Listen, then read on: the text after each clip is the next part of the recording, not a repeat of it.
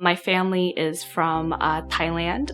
Both my parents were born in Laos. It was a secret war in Laos that prompted my parents' family to move to Thailand. My dad was 8 at the time. He moved around in, I think, 3 different camps before he came to the village, I think the Tamkabot village. The village that I was born in, it was made up of refugees that wanted to go back but couldn't.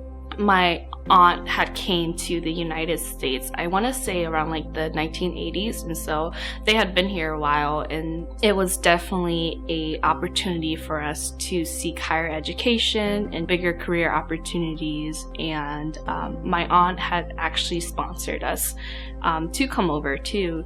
We were almost kind of not sure if we were going to make it, if we were going to pass and come to the United States, because my grandfather had actually had an addiction. I think a lot of it, maybe I can't really express the fear, or just knowing what they went through is traumatizing, and I still think a lot of them are still processing what happened to them. How our village was made up of refugees who didn't really want to come to the United States. I don't think that was their intention. I think they definitely still had hopes of going back home. Nobody ever wants to just up and leave their home like that. And I think we're still deserving of a place that will allow us to flourish, right? Because I think I speak in my experiences as a refugee, we have a lot to offer, but it shouldn't be just about what we can offer, right?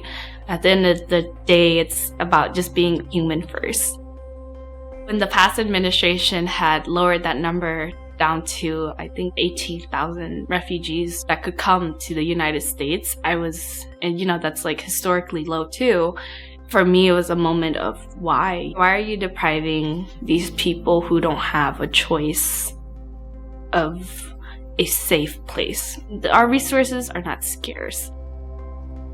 What I aspire to do is to hold safe spaces. I think being in spaces that allow me to embrace my Hmong heritage is definitely where I find myself being the most happy. I think there's a lot of resilience behind it. Hearing about other people's journey as well is definitely very impactful to me, because I think there's a lot of work to be done, and to have that acknowledged, you get to see the community come together. I think that's very healing. I want to help pass legislation to help my community and other marginalized communities, but to also make change.